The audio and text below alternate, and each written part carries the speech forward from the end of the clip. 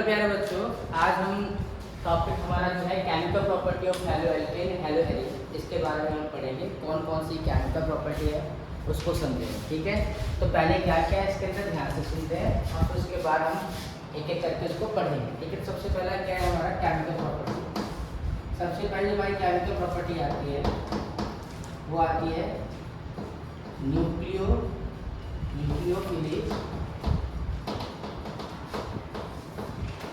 Substitution reaction.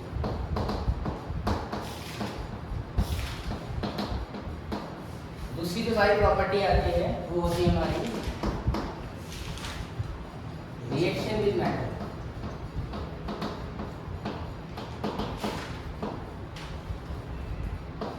और तीसरी जो हमारी प्रॉपर्टी आती है सेक्चेफ elimination reaction.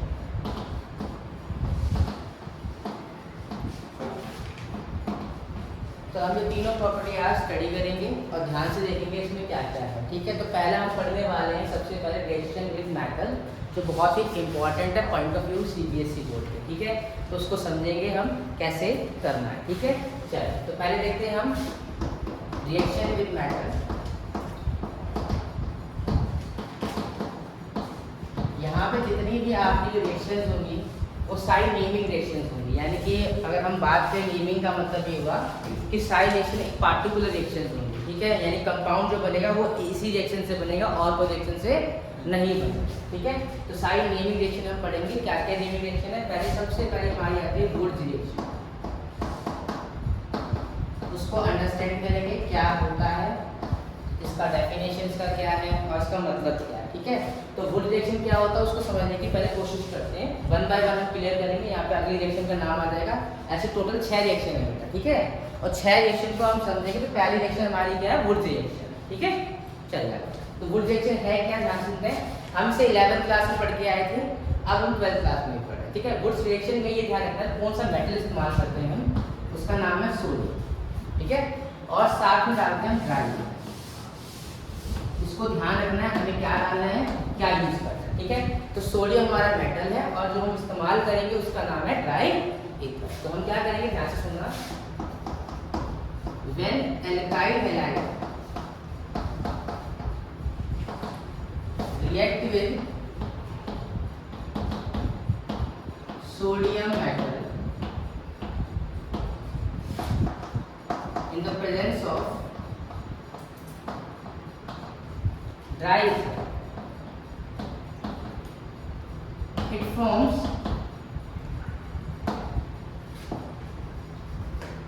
higher order alkane, higher order alkane। ये जो आपका एल्केन बनेगा वो हमेशा हायर ऑर्डर रहेगा। मतलब क्या होगा, अगर एक कार्बन है तो वो 2 कार्बन में कन्वर्ट हो जाएगा, अगर 2 कार्बन है तो 4 कार्बन में कन्वर्ट होगा। कहने का मतलब हमेशा इवन बनेगा। ठीक है, अब देखो कैसे एग्जाम्पल भी समझेंगे और डेफिनेशन के अकॉर्डिंग रिएक्शन भी समझेंगे। तो हम क्या लिख सकते हैं, एल्काइल हैलाइड। ठीक है, एल्काइल हैलाइड में सबसे पहले हम ये एक्स दिख रहा है वो हमारा है हैलोजन। हैलोजन हम जानते हैं 17वां ग्रुप होता है हमारा पीरियोडिक टेबल का। ध्यान से देखना 17th ग्रुप कौन कौन सा होता है, ध्यान से सुनिएगा। फिर कल बाहर आए, यहाँ पे आपको दिख रहा होगा फ्लोरीन, क्लोरीन, ब्रोमीन, आयोडीन। ये हमारा एलायंस है। ठीक है, फ्लोरीन, क्लोरीन, ब्रोमीन और आयोडीन ये हमारा क्या है, हैलाइड। तो हमने क्या किया, हैलोजन लिया, साथ में एक आर लिया। आर का मतलब यहाँ क्या है बेटा, एल्काइल। ठीक है, ये एल्काइल ग्रुप कौन कौन सा हो सकता है हमारे पास, देखो एक तो हो सकता है CH3। ठीक है, इसका नाम मिथाइल है। ठीक है, C2H5 जानते होंगे, इसका नाम आप इथाइल। ऐसे ही काफी हो सकता है, C3H7 हो सकता है, ETC। तो ऐसे और मेंबर हो सकते हैं एल्काइल। ठीक है, तो जब एल्काइल हैलाइड किसके साथ रिएक्शन करता है बेटा, सोडियम के साथ। ठीक है, तो हम यहाँ पर कितने मोल्स लेंगे एल्काइल हैलाइड के, अगर यहाँ पे 2 मोल सोडियम ले रहे हैं, अगर यहाँ पर हम 2 मोल सोडियम ले रहे हैं तो यहाँ पर हमें 2 मोल लेना पड़ेगा एल्काइल है। तो 1 मोल ये रहा और 1 मोल ये रहा। ठीक है, अब ध्यान से सुनना, यहाँ पर हम यूज करेंगे ड्राई ईथर। ड्राई ईथर, ये ड्राई ईथर क्या है इसको समझें। ड्राई ईथर बेटा आपका ROR होता है, ठीक है। ROR का मतलब क्या है? CH3O2H5, ठीक है। नाम क्या है बेटा इसका? Methoxy methane. नाम क्या है? Methoxy ethane, methoxy ethane, methoxy ethane. इसी प्रकार से और भी कुछ लगता है इसके ग्रुप का नाम, देखो CH3 में अगर OCH3 तो इसका दूसरा नाम क्या है? कॉमन नेम का बोले तो डाई मिथाइल ईथर, या फिर हम इसको क्या कह सकते हैं बेटा? मिथॉक्सी मीथेन, ठीक है। इसका नाम था मिथॉक्सी इथेन और इसका नाम था मिथॉक्सी बेटा, ठीक है। इसका नाम मिथॉक्सी इथेन और इसका नाम क्या? मिथॉक्सी। ओके, कोई दिक्कत तो नहीं? यहाँ तक समझ में आया? बात नहीं है? चलिए अब देखो बेटा आगे बढ़ते हैं हम। तो यहाँ पर क्या दिखता है हमें? सोडियम और हैलोजन, ठीक है। ये आपस में रिएक्ट करके क्या बनाएंगे? NaX बनाएंगे, ठीक है। यानी कहने का मतलब सॉल्ट बनाएंगे, ठीक है, 2NaX, ठीक है। और ये R और R आपस में जुड़ जाएगा, ठीक है। ये हमारा एल्कीन होता है, ठीक है। जैसे कि एग्जांपल समझते हैं बढ़िया तरीके से। देखिए यहाँ पर मैं एग्जांपल लेता हूँ CH3Cl, इसका नाम क्या है बेटा? Methyl chloride. क्या नाम बेटा? मिथाइल क्लोराइड, या फिर हम कह सकते हैं बेटा क्लोरोमीथेन नाम है इसका, ठीक है। अब इस क्लोरोमीथेन के साथ हम किसकी रिएक्शन करेंगे? सोडियम की। फिर ध्यान दें आपने 2 मोल लिया था, तो हम मिथाइल क्लोराइड भी करेंगे 2 मोल ही लेंगे। तो हमने क्या लिया? ठीक है। और साथ में हमने क्या डाला? ड्राई ईथर डाला, ड्राई ईथर। जैसे हमने इसके अंदर ड्राई ईथर डाला तो यहाँ से क्या निकल गया बेटा? 2NaCl बाहर निकल गया और आपका ये वाला कंपाउंड आपस में कंबाइन होकर क्या बना दिया? CH3Cl, ठीक है। यानी इसका नाम हो गया ईथेन। ध्यान है इस रिएक्शन में CH3 का फ्री रेडिकल बनता है और इस CH3 का क्या बनता है? फ्री रेडिकल बनता है, ठीक है। और क्लोरीन यहाँ पर फ्री रेडिकल बनाता है, क्योंकि इन दोनों के बीच में जो बॉन्डिंग क्लीवेज होती है वो होती है होमोलिटिक क्लीवेज। कैसी होती है? Homolytic cleavage. और होमोलिटिक क्लीवेज हमेशा बेटा फ्री रेडिकल फॉर्म करता है। क्या होता है? फ्री रेडिकल फॉर्म करता है। तो CH3 का जो फ्री रेडिकल है और CH3 का फ्री रेडिकल आपस में कंबाइन करके क्या बना देगा? CH3 और CH3 बना देगा, जिसका नाम है ईथेन, ठीक है। ये हाई ऑर्डर एल्केन और इवन एल्केन। क्यों इवन एल्केन है? क्योंकि हमने कार्बन 1 लिया था, हमें आंसर में क्या मिला? 2 कार्बन। अगर मैं 2 कार्बन लूँगा तो इसका आंसर 4 हो जाएगा, ठीक है। यानी दुगना हो जाएगा। बात समझ आई यहाँ तक या नहीं आई? तो ये आपकी थी वुड रिएक्शन, ठीक है। इसे हम वुड रिएक्शन कहते हैं। इसकी अब दूसरी रिएक्शन में पढ़ेंगे, इसको नोट डाउन कर लो आराम से और आगे चलते हैं, ठीक है। मैं सोचता हूँ कि आप शायद नोट डाउन कर सकते हो इस चीज़ को, ठीक है। आइए करते हैं इसको हम आगे अगली रिएक्शन को, ठीक है। ध्यान से देखिए।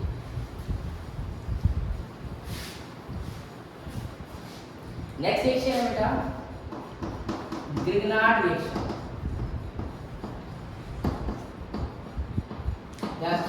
इसमें क्या होगा? ठीक है। ग्रिग्नार्ड रिएक्शन में हम जो मेटल का इस्तेमाल करते हैं वो Mg होता है, ठीक है, यानी कि मैग्नीशियम होता है। और हम क्या डालेंगे साथ में? ड्राई ईथर, ठीक है। तो हम लेंगे एक बार मैग्नीशियम, साथ में लेंगे ड्राई ईथर, ठीक है। क्या लेंगे? मैग्नीशियम और ड्राई ईथर, ठीक है। तो ग्रिग्नार्ड रिएक्शन होता क्या है? ग्रिग्नार्ड रिएक्शन होता क्या है उसको हम समझने की कोशिश करते हैं, देखिएगा, ठीक है। तो हम करेंगे क्या? व्हेन एल्काइल हैलाइड और aryl halide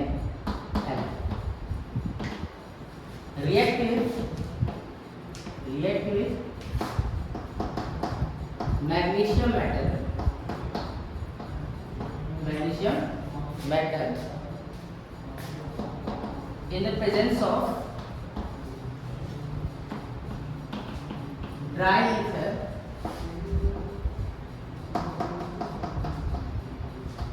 it form organometallic compound। ये जो ऑर्गेनोमेटिक कंपाउंड होगा उसका अगर हम देखूं केमिकल फॉर्मूला वो होता है RMG और ठीक है। R यहाँ स्टैंड करता है एल्काइल, Mg मतलब मैग्नीशियम और नेक्स्ट क्या करता है, ठीक है। आइए एग्जांपल देखते हैं और रिएक्शन देखते हैं, ठीक ठीक है, ऐसे रिएक्शन करता है, ध्यान से सुनिए। ठीक है, तो मैंने क्या लिया, एक RX यानी कि मैंने क्या लिया, एक एल्काइल हैलाइड, उसके साथ मैंने किसकी रिएक्शन की, मैग्नीशियम नाइट्रेट।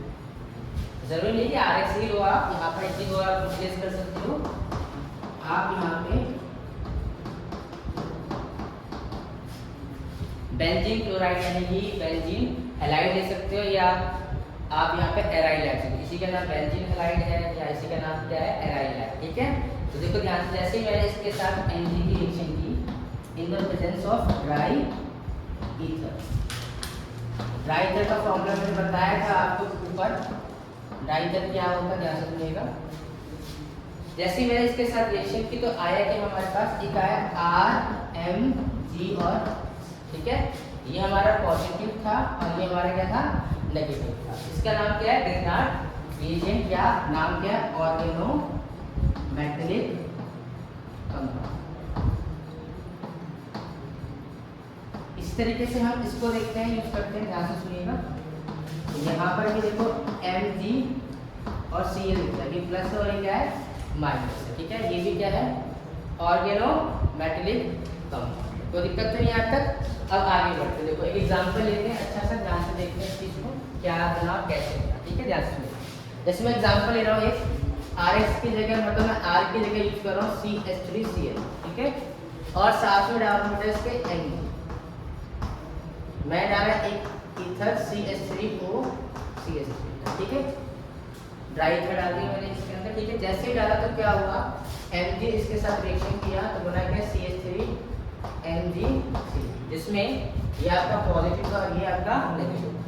इसका मतलब ये आपका कौन सा रिएजेंट है, ग्रिग्नार्ड रिएजेंट।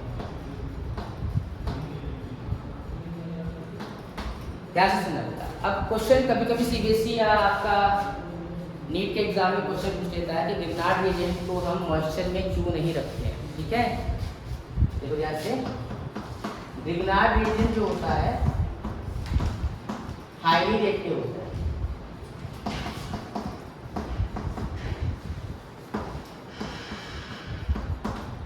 ग्रिग्नार्ड रिएजेंट क्या होता है, हाईली रिएक्टिव होता है।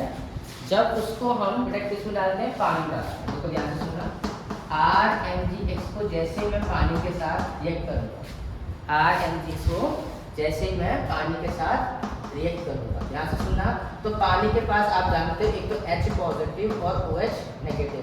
ठीक है, तो इसका जो नेगेटिव पार्ट है वो किसके पास जाएगा, Mg के पास। ठीक है, तो बनेगा क्या बेटा, देखो एक तो बन जाएगा MgOH। ठीक है, साथ में क्या होगा, जो R होगा H के साथ कनेक्ट हो जाएगा तो बनेगा बेटा RH, दैट इज बेटा एल्कीन। यानी कि अगर मैंने इसको ड्राई कंडीशन में नहीं रखा या किसी मॉइस्चर कंडीशन में रख दिया, मान के चलो, मैं फिर बोल रहा हूँ अगर मैंने इसको ड्राई कंडीशन में नहीं रखा, यानी कहने का मतलब मैंने मॉइस्चर में रख दिया, तो जो ग्रिग्नार्ड रिएजेंट है वो बहुत ही ज़्यादा रिएक्टिव होता है और रिएक्शन पानी या मॉइस्चर के साथ करके वो क्या बना लेगा, RH बना लेगा, एल्कीन बना लेगा, जिसके बाद वो ग्रिग्नार्ड रिएजेंट नहीं रहेगा। बस समझ आई। तो ग्रिग्नार्ड रिएजेंट को हम हमेशा कहाँ रखते हैं, ड्राई प्लेस पर रखते हैं। ठीक है, समझ, और ROR की कंडीशन में रखते हैं। ठीक है, ध्यान से सुनिएगा। तो ग्रिग्नार्ड रिएजेंट क्या था मैंने आपको बताया। नेक्स्ट रिएक्शन देखिए, इसको नोट डाउन करिए और आगे बढ़ते हैं नेक्स्ट रिएक्शन की तरफ। ठीक है, चलो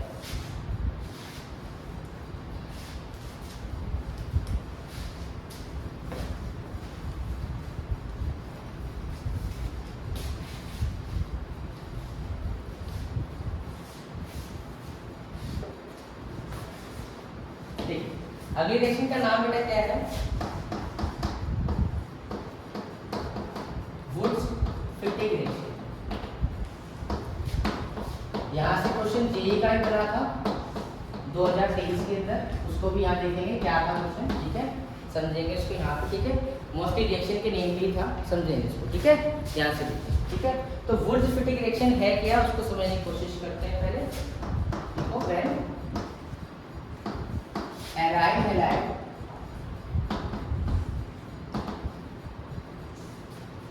सोडियम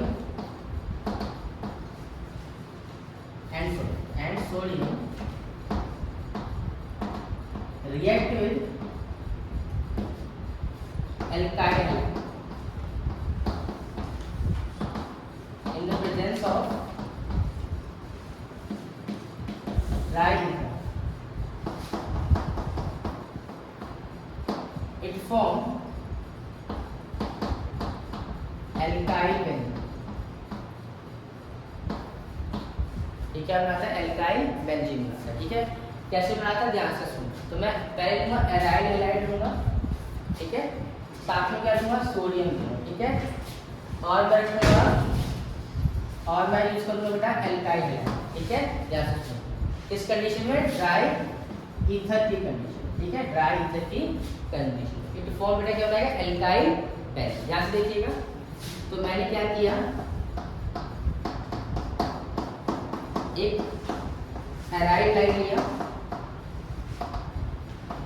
उसकी रिएक्शन मैंने 2 मोल सोडियम से, 2 मोल सोडियम से, ठीक है, और साथ में क्या लिया मैंने? एल्काइल हैलाइड, एल्काइल हैलाइड, ठीक है, जैसे सुनिए, in the presence of dry यानी ROR, ठीक है, दोबारा समझिए बेटा। मैंने क्या लिया? एक एराइल हैलाइड लिया, उसकी रिएक्शन मैंने किसके साथ की? एक एल्काइल हैलाइड के साथ, ठीक है, साथ में क्या था? सोडियम मैंने डाला और ड्राई था, ठीक है। जैसे मैंने इसकी रिएक्शन की तो मेरे पास क्या मिलेगा? ध्यान से सुनिएगा। यहाँ से मैं देख पा रहा हूँ आपको 2NX बाहर निकल जाएगा, ठीक है, और क्या रहेगा? ये वाला जो R है वो किसके साथ कनेक्ट हो जाएगा? इस बेंजीन के साथ कनेक्ट, ठीक है। तो ये बेंजीन के साथ कनेक्ट होकर क्या बनाएगा? देखो ध्यान से देखें, ये जो R है वो कहाँ जाएगा? इस बेंजीन पे आ जाएगा, ठीक है। तो यहाँ पर आपका बनेगा क्या? एल्काइल बेंजीन, ठीक है, ये क्या है? हमारी एल्काइल बेंजीन, ठीक है। अब एक एग्जांपल लेते हैं, देखिए जरा, जैसे मैं एग्जांपल लेते हैं, इसका नाम हमारा क्लोरोबेंजीन,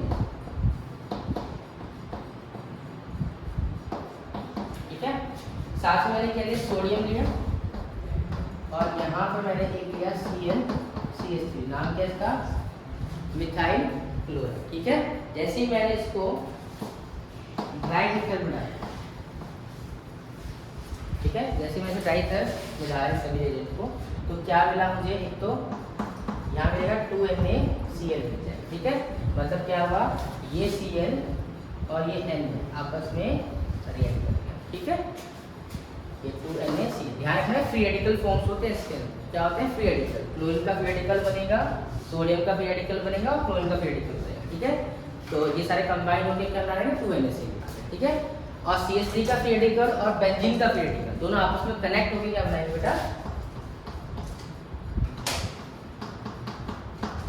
मिथाइल बेंजीन बनाएंगे बेटा, मिथाइल बेंजीन, इसको टोल्यूइन भी बोलते हैं ना। इसको नोट डाउन कर लीजिए, इस रिएक्शन को भी आगे बढ़ते हैं, ठीक है बेटा। चलिए अगली रिएक्शन क्या हमारी?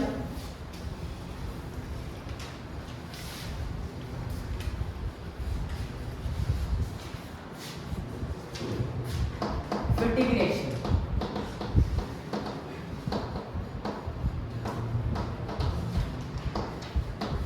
ठीक है। ये फिटिक रिएक्शन क्या है? ध्यान से सुनिएगा, इसके अंदर कैसे रिएक्शन करते हैं, ध्यान से सुनिए, ठीक है। पहले देखो हम क्या लेंगे यहाँ पे? When aryl halide react with sodium in the presence of dry, क्या सुना? When aryl react with sodium with presence of dry ether, it forms diphene and NaX, ठीक है। तो मैंने क्या किया यहाँ पे? एक एराइल है, ठीक है, ये मैंने एक एराइल है लिया। ध्यान रखना कि अगर ये 1 मोल लिया है तो इसका 1 मोल और लेना पड़ेगा, कहने का मतलब 2 मोल लेना पड़ेगा, ठीक है। तो मैंने यहाँ पे 2 मोल्स ऑफ सोडियम ऐड किया, तो वैसे ही मैं करता हूँ 2 मोल इसका 1 मोल और लूँगा, यानी अभी हो गया 2 मोल, ठीक है। और मैंने क्या लिया यहाँ पे? ट्राई ईथर, ठीक है। इसकी वजह से मेरे को रिएक्शन कर दी, ठीक है। तो यहाँ से क्या बना आपका 2NaC, ठीक है, 2NaC। और ये दोबारा ध्यान रखना, ये जो Na है वो फ्री रेडिकल बनाता है, Cl भी क्या बनाएगा, फ्री रेडिकल बनाएगा। दोनों के बीच में क्लीवेज होगी, होमोलिटिक क्लीवेज होगी या होमोलाइसिस बोल दो, ठीक है। होमोलिटिक क्लीवेज में क्या होगा, क्लोरीन फ्री रेडिकल बना लेगा और ये क्लोरीन क्या बना लेगा, फ्री रेडिकल, और Na क्या बनाएगा, फ्री रेडिकल। ये दोनों जो बेंजीन है फ्री रेडिकल के,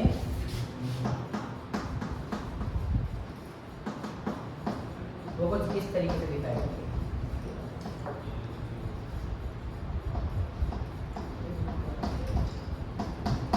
इसका नाम है डाई,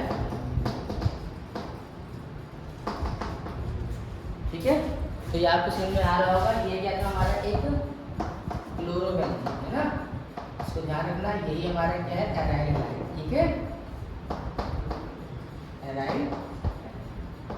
इस रिएक्शन को नोट कीजिए। चलो अब आगे बढ़ेंगे रिएक्शन, ठीक है। आते हैं नेक्स्ट रिएक्शन हमारी जो है, ये 5वीं रिएक्शन है, हम 4 कर चुके हैं। 5वीं रिएक्शन देखो, फ्रैंकलिन रिएक्शन।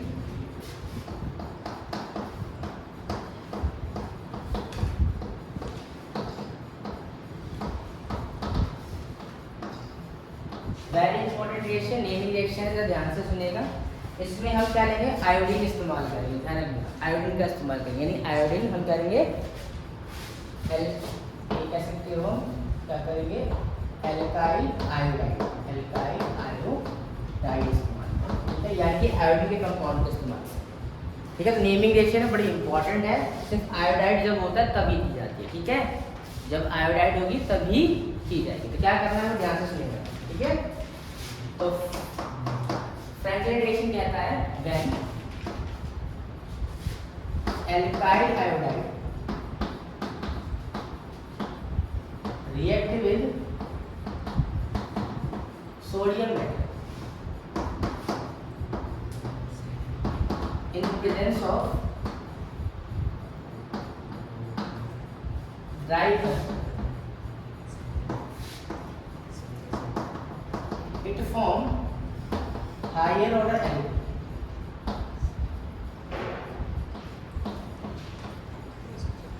ठीक है, it form Zn metal, zinc metal, zinc. Oh sorry, it's not sodium, it's called zinc, ठीक है बेटा, zinc। यहाँ पे जिंक मेटल का इस्तेमाल करते हैं, सॉरी बेटा, जिंक मेटल, ठीक है। When the alkyl iodide react with zinc metal in the presence of dry ether, it form higher order alkene। ध्यान सुनो बेटा, तो क्या बनेगा यहाँ पर, आपने लिया जैसे लाइक एग्जांपल C2H5I, ठीक है, और आपने डाला जिंक मेटल। इसी तरीके से आप एक मोल और लोगे इसका, सेम एल्काइल आयोडाइड का, ठीक है, साथ में डालोगे ड्राई ईथर। जैसे हम डालेंगे तो ये आयोडीन और जिंक मिलकर क्या बनाएगा, ZnI2 बना देगा, और आपका जो कंपाउंड बनेगा वो इस तरीके से C2H5 और C2H5, ये हमारा रहेगा ब्यूटेन, हाई ऑर्डर है, ठीक है। तो इसको नोट डाउन कर लीजिए, फिर आगे चलते हैं, ठीक है। नेक्स्ट हमारी जो रिएक्शन है बेटा, नेक्स्ट जो हमारी रिएक्शन है वो हमारी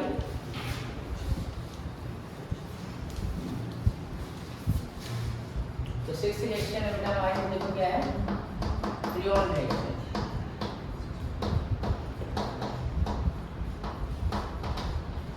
अब ये क्या होता है, ध्यान से सुनिए, ठीक है, ये बहुत इंपॉर्टेंट रिएक्शन है, ध्यान से सुनना। When 1,3 dibromo propene react with sodium metal,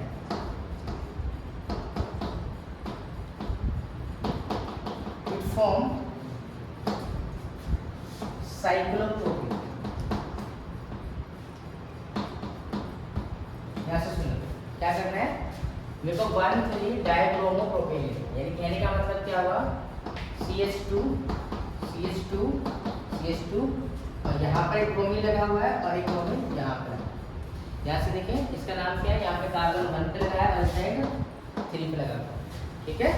नाम क्या पड़ेगा, कार्बन कितने 1 2 और 3, नाम इसका क्या है 1,3 डाइब्रोमो 1,3 की दो जगह ब्रोमीन लगा हुआ, ठीक है 1,3 क्योंकि हमारा ब्रोमीन यहाँ लगा और एक यहाँ लगा, ठीक है डाइब्रोमो और कार्बन कितने हैं 1 2 3 नाम क्या आएगा प्रोपेन, ठीक है।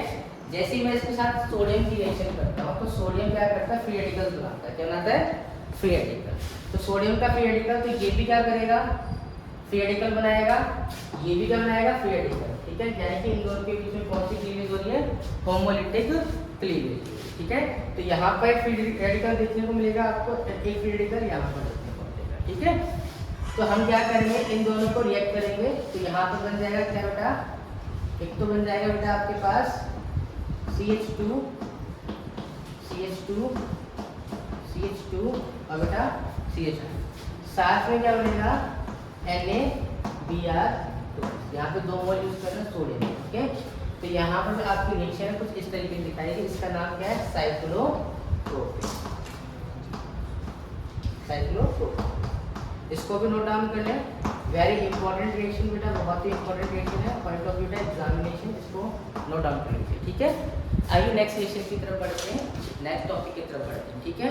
नेक्स्ट हमारा है बेटा सेट-जेफ एलिमिनेशन रिएक्शन, ठीक है। उसको समझेंगे क्या होता है और क्या नहीं होता है, इसको नोट डाउन कर लो सही बच्चे, ठीक है। चलिए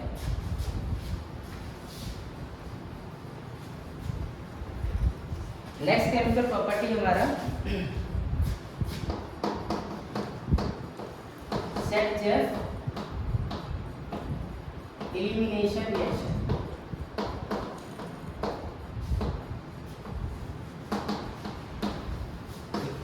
जैसे सुना है सेट-जेफ एलिमिनेशन रिएक्शन क्या कहती है और क्या इसमें मेन है, ठीक है। तो इसके कुछ नाम पहले पढ़ लो, क्या क्या नाम है, जरूरी नहीं एक ही नाम पूछे जाए, इसके कुछ कॉमन नेम है, ठीक है, जो और कुछ भी है। देखो ध्यान सुनना, इसी का दूसरा नाम है डिहाइड्रो हैलोजिनेशन रिएक्शन।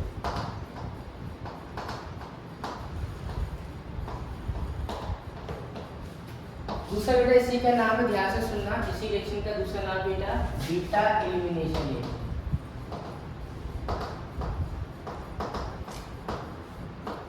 और तीसरा नाम आप देख ही रहे हो, इसका मैं लिखा हुआ है सेट-जेफ एलिमिनेशन रिएक्शन, ठीक है। सेट-जेफ एक साइंटिस्ट का नाम है, उनके नाम है, ठीक है। अब ध्यान से सुनना, इसमें होता क्या है, करना क्या है, ठीक है। तो हम क्या करते हैं, when alkyl halide react with alcoholic pH,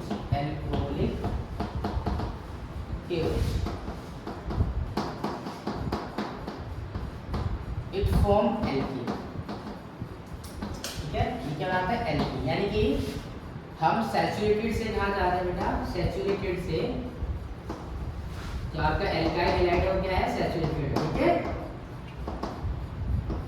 alkyl हमारा क्या है सैचुरेटेड, ठीक है। इस सैचुरेटेड से जैसे मैं इसमें केवल अल्कोहल डाल दूंगा तो मैं आ जाऊंगा अनसैचुरेटेड की तरफ, यानी कि एल्कीन की तरफ। तो ये क्या है बेटा, यानी सैचुरेटेड से अनसैचुरेटेड को बनाने का तरीका, ठीक है। तो कैसे बनाएंगे जरा ध्यान से सुनिएगा, ठीक है। तो मैंने क्या किया, पहले CH3 CH2 और C, ध्यान रखना हमारे पास जो कार्बन होना चाहिए यहाँ पर, जब भी हम एलिमिनेशन करते हैं 2 कार्बन होना चाहिए, ठीक है। अगर मैं पहला कार्बन अल्फा मानता हूँ तो इसका दूसरा कार्बन हो क्या बेटा बीटा, यानी कि बीटा कार्बन होना बहुत जरूरी है, यानी मिथाइल क्लोराइड में रिएक्शन पॉसिबल नहीं है, ठीक है। मिथाइल क्लोराइड में रिएक्शन पॉसिबल ही नहीं है, समझ में आया। जैसा कि मैं बोलूँ कि मैं अगर CH3Cl और इसके अंदर QH एल्कोहलिक डाल, ठीक है, तो यहाँ पर मुझे कभी भी एल्कीन नहीं मिलेगा, यहाँ पर एल्कीन नहीं मिलेगा, यानी कि ये रिएक्शन पॉसिबल ही नहीं, क्योंकि उसके पास बीटा है ही नहीं, बीटा कार्बन है ही नहीं। बात समझ आई यहाँ तक नहीं है, तो बीटा कार्बन होना बहुत ही जरूरी है, ठीक है। तो यहाँ पर देखो आपको बीटा कार्बन दिख भी रहा होगा, ठीक है। तो मैं इसको कुछ मॉडिफाई में लिख देता हूँ, इसको थोड़ा सा हल्का ध्यान से लिखिएगा, CH2 और यहाँ पे H, और इस क्लोरीन को भी मैं नीचे लगा, ठीक है।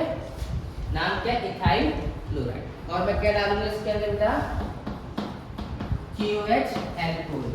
देखो ध्यान से सुनना, अगर यहाँ पे एल्कोहलिक की जगह क्या हो जाए, एक्वस हो जाए, क्या हो जाए, एल्कोहलिक की जगह अगर क्या हो जाए, एक्वस हो जाए, ध्यान से सुनना, एल्कोहलिक की जगह क्या हो जाए, एक्वस, तो यहाँ पर फिर क्या होगा, न्यूक्लियोफिलिक सब्स्टिट्यूशन रिएक्शन हो जाएगी, क्लोरीन क्या हो जाएगा, चला जाएगा यहाँ से, उसकी जगह OH आ जाएगा, ठीक है। अगर यहाँ एक्वस हुआ तो अभी क्या है, यहाँ पे एल्कोहलिक है तो क्या करेगा, नाम देखो यहाँ पे डिहाइड्रो, डिहाइड्रो का मतलब क्या, हाइड्रोजन हटाएगा और हैलोजन हटाएगा, ठीक है। डिहाइड्रो का मतलब क्या है, यहाँ से हाइड्रोजन को डालेगा और यहाँ से क्लोरीन को हटा देगा, तो क्या होगा यहाँ पे देखना, यहाँ से हाइड्रोजन क्लोरीन क्या हो गए, रिमूव हो गए, यानी HCl बाहर हो गया यहाँ से, तो बचा क्या हमारे पास CH2 CH2, जिसको बैलेंस करने के लिए हम क्या लगाएंगे, डबल बॉन्ड, ठीक है। इसका नाम क्या है, इथीन, ठीक है। एक एग्जांपल और देखते हैं, ध्यान से देखिए, अगर हम ले पेंटेन को ले, CH3 CH2 CH2 CH2 अब बेटा CH3, और यहाँ पर मैं इस जगह पे एक हैलोजन लगा, ठीक है। यहाँ पे लगाना, आप यहाँ भी लगा सकते हैं, कोई दिक्कत नहीं, यहाँ पे लगा, ठीक है, ठीक है। तो आप देखो बेटा, ये मेरा जो कार्बन है, ये वाला कार्बन, वो मेरा अल्फा कार्बन, कितना क्या नाम उसका, अल्फा कार्बन। बाकी जो ये वाला कार्बन है, ये भी बीटा है और ये भी क्या बेटा, बीटा। इस हैलोजन के जो साथ जो एडजेसेंट कार्बन है, ये वाला कार्बन और ये कार्बन, यहाँ पे क्या हो जाएंगे, वो बीटा कार्बन हो जाएंगे, ठीक है। तो हम क्या करेंगे, यहाँ पर ये बीटा कार्बन को हम देखेंगे कितना हाइड्रोजन, तो एक हाइड्रोजन मेरे पास यहाँ पर हो जाएगा, मैं इसको तोड़ के लिखूँ तो, और एक हाइड्रोजन मेरे पास कहाँ हो जाएगा, यहाँ पर, ठीक है। और इसकी रिएक्शन मुझे क्या करनी है, QH से करनी है, तो हमारे को दो प्रोडक्ट मिलेंगे, ध्यान से सुनिए, 1 और, ठीक है, इसके दो प्रोडक्ट मिलेंगे, ठीक है। अगर मैंने HCl यहाँ से निकाला, ठीक है, अगर HCl मैंने यहाँ से निकाला, ठीक है, अगर HCl मैंने यहाँ से निकाला, तो इस कार्बन और इस कार्बन के बीच में डबल बॉन्ड फॉर्म हो जाएगा, ठीक है। क्या बन जाएगा, देखो CH3 CH2 CH double bond, देखो यहाँ से इन दोनों कार्बन के बीच में मैंने क्या बना दिया, डबल बॉन्ड ना, ठीक है। और क्या रहेगा हमारे पास, CH3, नाम क्या है इसका बेटा, 1 और 2, पेंट 2, ठीक है। इसी प्रकार से अगर मैंने इस हाइड्रोजन और क्लोरीन को निकाल दिया, तो क्या बनेगा हमारा, CH3 CH2 CH2 CH double bond CH2, यानी पेंट 1 ईन। इसमें ये वाला हमारा मेजर होगा और ये हमारा क्या होगा, माइनर, क्योंकि यहाँ पे कार्बोकेटायन स्टेबल होगा, ठीक है, इस केस में ज़्यादा, तो हम यहाँ पर इसको मेजर लेंगे और इसको क्या लेंगे, हम माइनर लेंगे, ठीक है। नेक्स्ट सेक्शन पे आ जाइए बेटा, नेक्स्ट सेक्शन इसको नोट डाउन कर लो, नेक्स्ट सेक्शन को हम करते हैं, नाम क्या है, न्यूक्लियोफिलिक सब्स्टिट्यूशन रिएक्शन, ठीक है। देखते हैं उसके अंदर क्या क्या है, समझते हैं उसको, अंडरस्टैंड करते हैं, ठीक है। आगे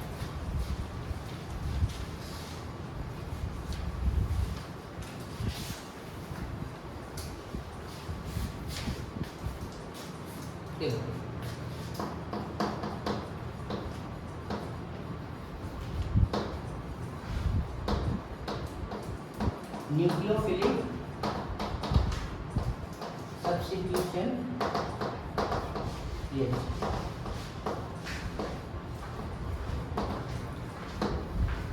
अब ध्यान से सुनना, न्यूक्लियोफिलिक सब्स्टिट्यूशन होती है क्या, ठीक है। तो सबसे पहले एक एग्जांपल लेते हैं, देखो उससे समझेंगे। मान लो मैंने एक एल्काइल लाइन ली, तो यहाँ पे जो X दिखाई दे रहा है वो हमारा क्या है, हैलोजन है ना। इस हैलोजन को हम क्या बोलते हैं, क्लोरीन बोल सकते हैं, क्लोरीन बोल सकते हैं, ब्रोमीन और आयरन, ठीक है, कोई भी हम ले सकते हैं, ठीक है। अब ध्यान सुनना, जो यहाँ पे हैलोजन है उसका काम है न्यूक्लियोफाइल, क्योंकि उसके पास फिर ध्यान सुनना नेगेटिव चार्ज होता है। तो न्यूक्लियोफाइल्स क्या होते हैं, पहले इसको समझो। न्यूक्लियोफाइल्स क्या है, इलेक्ट्रॉन हीटर और पॉजिटिव चार्ज,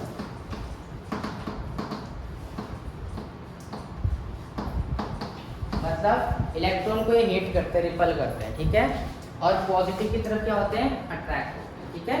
दोबारा समझे बेटा, जो न्यूक्लियोफाइल्स होते हैं, एग्जांपल देखो, न्यूक्लियोफाइल कौन कौन से हमारे पास है, जैसे Cl नेगेटिव, ठीक है, क्लोरीन नेगेटिव, क्लोरीन नेगेटिव है, OH नेगेटिव है, ये सारे हमारे क्या है बेटा न्यूक्लियोफाइल, ठीक है। तो न्यूक्लियोफिलिक सब्स्टिट्यूशन का मतलब क्या है, न्यूक्लियोफाइल्स का सब्स्टिट्यूट होना, ठीक है, न्यूक्लियोफाइल्स का सब्स्टिट्यूट। तो मैं न्यूक्लियोफाइल को डायरेक्टली मैं ऐसे ना लिख के एक टर्म लिख देता हूँ NU और उसके ऊपर लोन, ठीक है, ये आज से हमारा न्यूक्लियोफाइल रिप्रेजेंट करेगा, ठीक है। तो अब क्या करेंगे ध्यान से सुनना, हम यहाँ पे न्यूक्लियोफाइल अटैक कराएंगे इसके ऊपर, ठीक है।